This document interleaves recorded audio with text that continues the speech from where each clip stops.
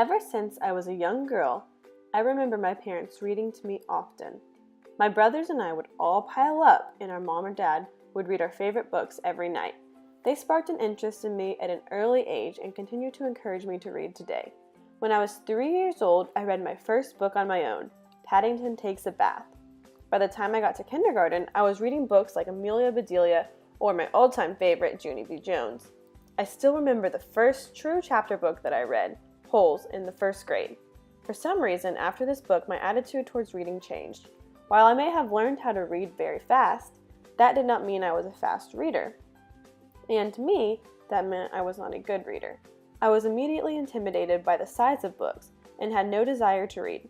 I never got into any of the popular series, such as Harry Potter or Twilight, because I was afraid I would never be able to finish them.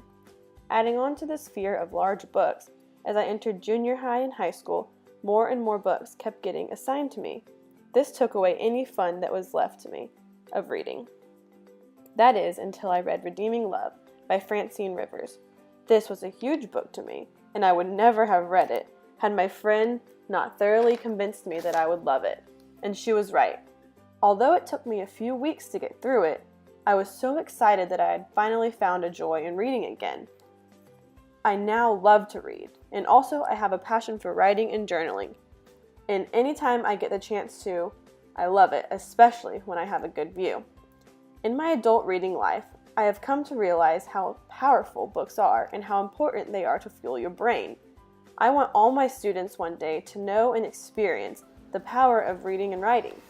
They can tap into your imagination in such cool ways and are key components to a good education. No matter what level you are on, what genres you like, or how fast you can read, just keep reading and never lose your interest.